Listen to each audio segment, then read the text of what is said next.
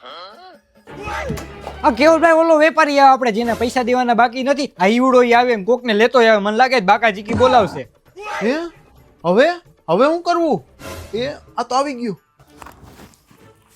આ હું હે કેવલભાઈ, જય શ્રી કૃષ્ણ. જો આ કેવલભાઈ. હા કેવલભાઈ, જય શ્રી કૃષ્ણ.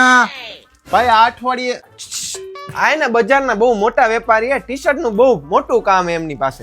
હા, આપણે ટી શર્ટ નું બહુ મોટું કામકાજ છે. આપણી પાસે ઇમ્પોર્ટેડ ટી શર્ટ મળી જશે તમને. એવું હે?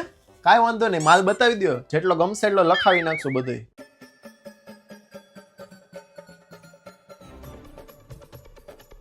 ભાઈ આ પેટર્ન, ફેબ્રિક, માલ તો તમારો એક નંબર. એક કામ કરો, બધી સાઈઝ ને બધાય કલર મોકલી જ દેજો. ઉભા રહ્યો, તમારો હિસાબ જોઈ દઉં. અંદાજે તમારે 1.5 થી તો 2 લાખ રૂપિયા દેવાના થશે. અને તમે કયો કેદી થી આપણે કાર્યવાહી ચાલુ કરી. કાયદેસરની કાર્યવાહી? કાંઈ વાંધો નહીં, આઈ જ કરી નાખો. કાંઈ વાંધો નહીં, માલ તમને કાલે મળી જશે. પણ આપણે શું પેમેન્ટની સિસ્ટમ એ અઠવાડિયે પેમેન્ટ કરી દેવાનું. હા ભાઈ કાંઈ વાંધો નહીં, તમે માલ મોકલાવી દેજો ને. ભાઈ એક કામ કરો, તમે માર્કેટમાં ચક્કર મારો, મારે જ્યાં થોડું કામ હે પતાવું.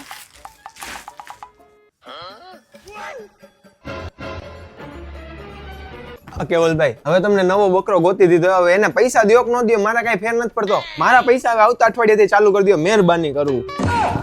એવું હતું? કાંઈ વાંધો ના, હાલ તારું કામ કરાવી દઈશ બસ. આ કેવલભાઈ તમારી ઉપર ભરોસો કરીને જાવો, ભરોસો તોડતા ને આવતા અઠવાડિયેથી પેમેન્ટ ચાલુ કરી દેજો. આને સાચું કા પેમેન્ટ દેવાનું? એમ કઈ થોડી દઈ દઈશ હવે. ઈ આઈથા કરીને પગ ભરાવા આવ્યો હોય, હું કઈ એને થોડી બોલાવા ગયો તો.